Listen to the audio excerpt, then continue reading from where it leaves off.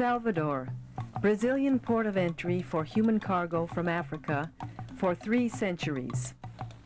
Today, a bustling city clinging to tradition while struggling with contemporary problems. Upper and middle classes playing at the beach. The black underclass working the sea to survive.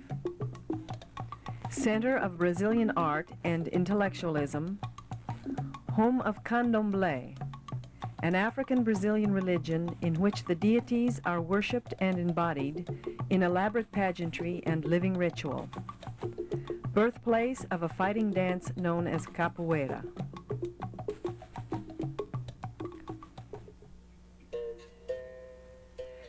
Exu, trickster, guardian of the crossroads, messenger for the other gods, responsible for harmony and unpredictability in the world. When he dances on one leg, fights break out. He throws stones at the houses of the rich. He can be both good and evil.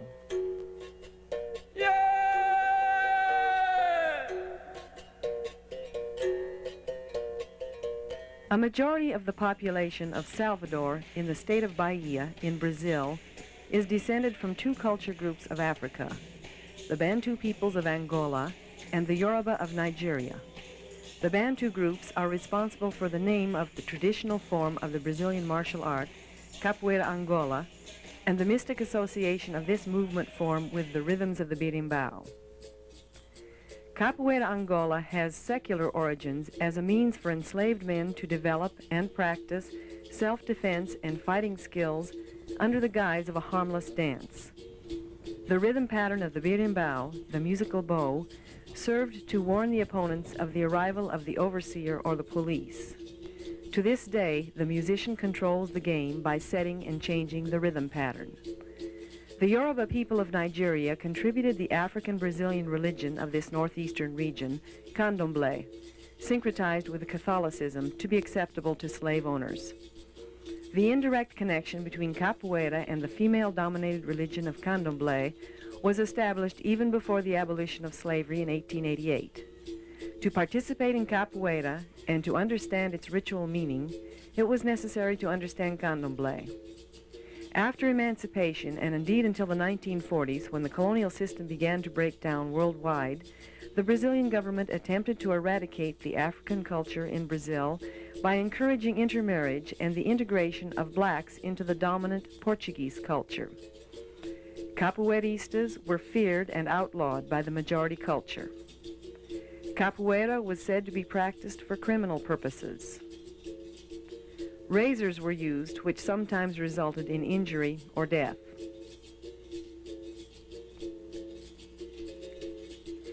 Mestre Bimba, the most famous capoeira master of all time, was in his fighting prime in the 1930s when he opened an academy and developed its system for teaching capoeira. He took his group to the establishment officials, demonstrated the form, and received official certification of capoeira as a legitimate sport appropriate for physical education. He had expanded the movement vocabulary to include throws and a more vertical posture, allowing more freedom in kicks and blows. Here, a present-day master, Mestre Almiro, practices a throw sequence with a student. Mestre Bimba called his style capoeira regional, or regional capoeira. To this day, this stands as the only significant deviation or development from the original Angolan style. When he opened his academy, middle-class Brazilians began participating.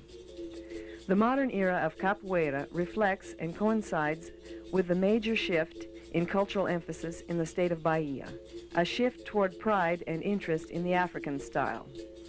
Urban, upwardly mobile youths, dance students from the university, foreigners and middle-class mulattoes flocked to the academies because of the appeal of capoeira as the beautiful sport.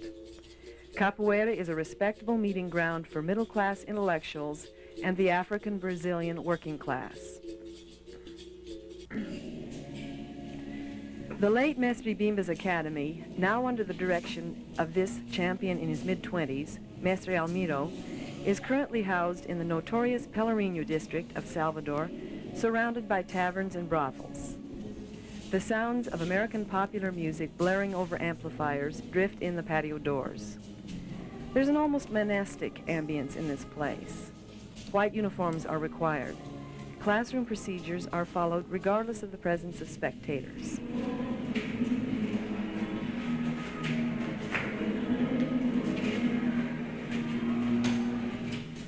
Following a thorough warm-up, specific skills are taught and practiced.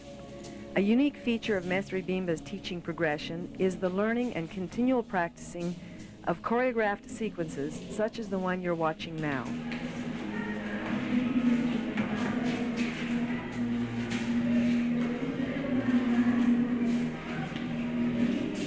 On the evenings when there are no visitors, beginners are given special attention, while advanced students work on specific weaknesses.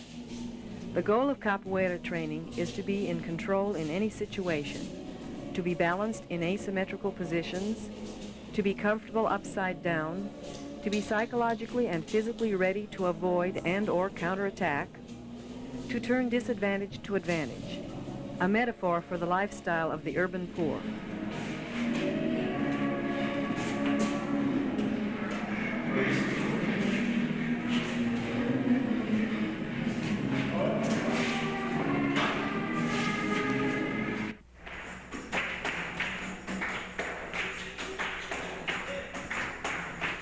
During the last half of the 3-hour class, the jogo, the improvised game, is played by all students except ranked beginners, by the master, and by any visiting capoeiristas.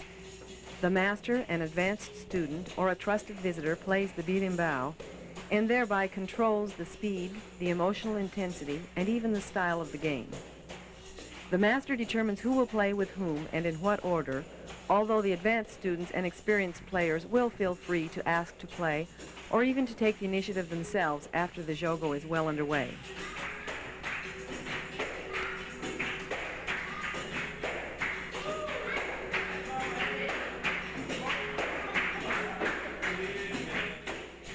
The inverted postures might appear to open the body to a vulnerable position, but they function to invite the opponent to move into range for a potentially lethal blow with the foot. The player must keep his eyes on the opponent at all times.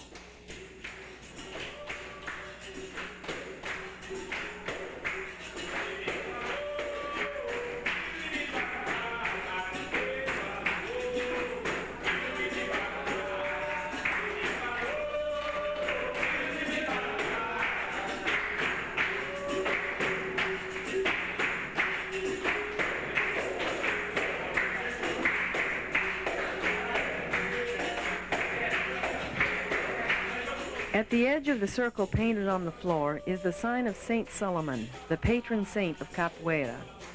Before beginning to play, the two opponents touch the sign, genuflect, and shake hands. This is the only ritual act with a religious connection observed in capoeira regional, the more modern style. The object of the game is to lure the opponent into a position where he cannot defend himself by counterattacking or cannot escape without stepping outside the circle.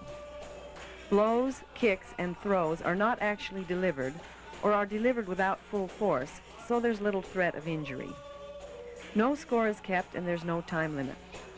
Grace and control and the proximity of the opponents and their passes to each other are aesthetic considerations as important as the defensive and offensive strategies.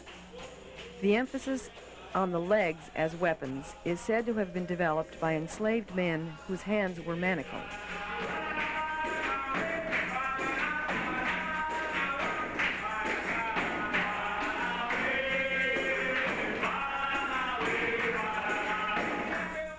These two talented teenagers have been training for just a few months.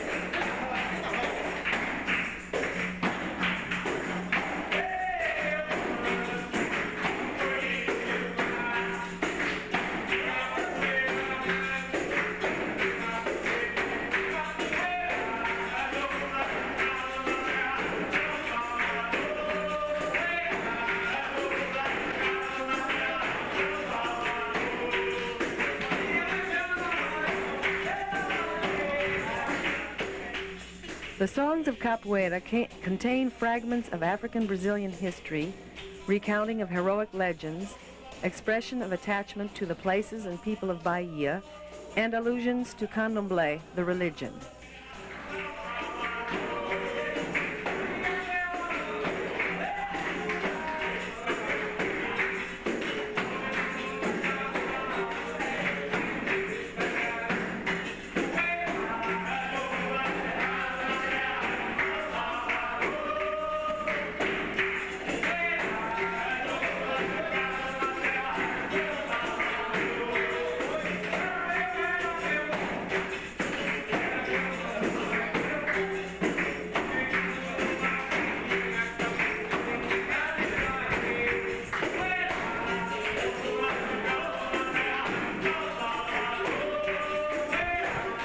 Either opponent may initiate a rest period by breaking into an easy walk, the Roda do Mundo, or round the world.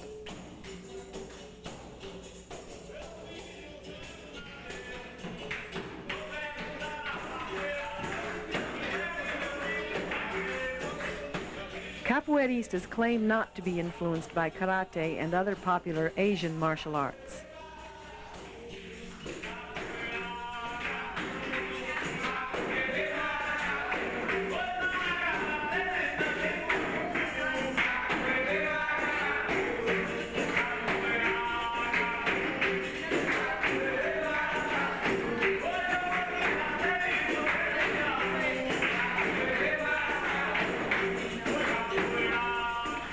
Women began participating in capoeira in the 1960s. In capoeira classes, they remain a minority and tend to be middle class, often dance students, but they are fully integrated in the class and participate in the jogo according to their skill level. No comments about their femininity, verbal or nonverbal, are ever made during class. This respectful camaraderie extends to social behavior outside class, although discreet dating among classmates is common. No female masters or highly skilled women players have been reported yet. Children are incorporated into the classes and treated with affection and patience, but they are expected to behave like adults. The fees for classes are very low and are waived for some students.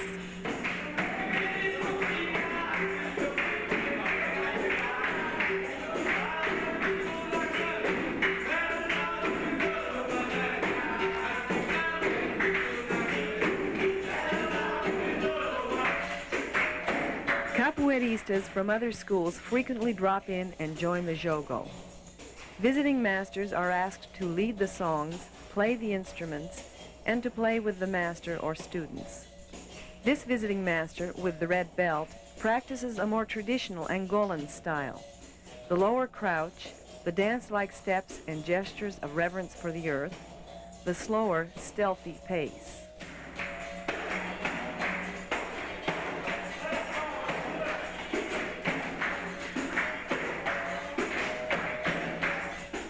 Some of these visitors are street capoeiristas who earn a living by performing for tourists and photographers, then passing the hat. Some capoeira groups are part of restaurant and nightclub shows featuring, quote, ethnic dance, that is, theatricalized versions of the ritual dances of candomblé and carnival dances. The Ballet Castro Alves, the state-supported ballet-trained professional dance company of Bahia, features choreography based on the movement vocabulary of capoeira and candomblé. To the Brazilians, whether capoeira is dance or sport does not seem to be an issue.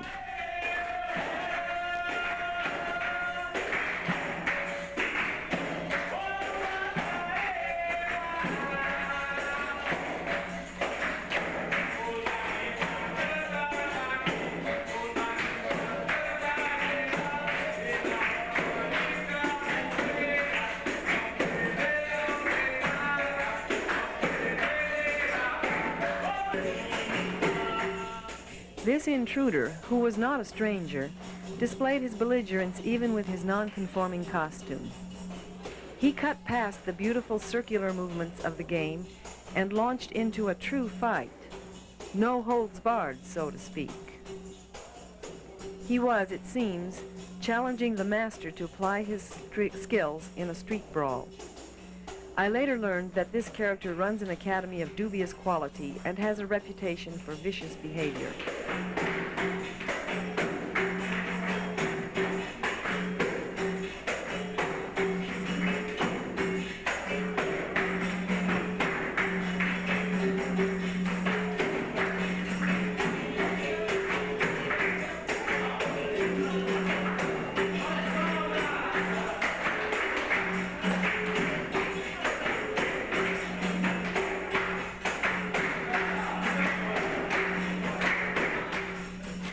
The circling walk, the Roda do Mundo, is used here as an emotional cooling down.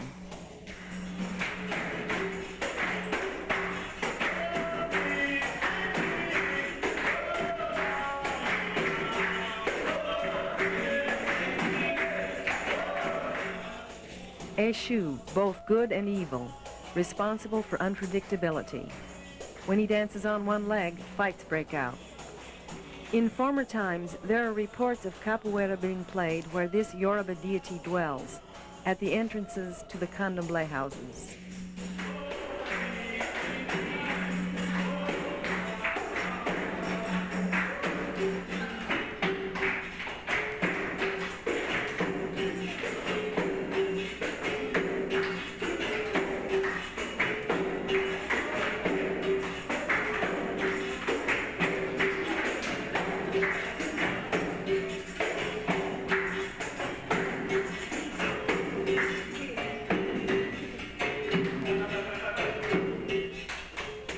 A victory for the master.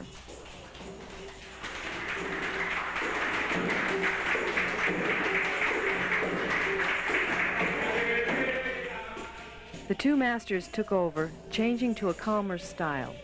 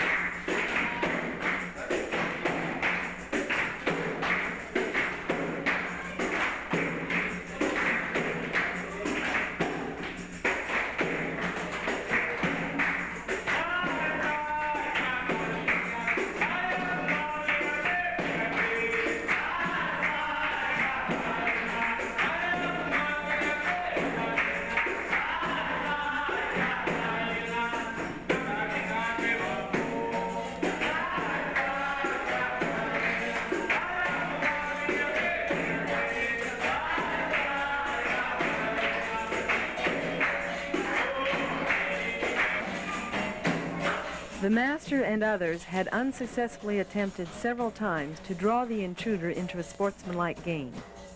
But finally the master lost his temper and went in for the kill.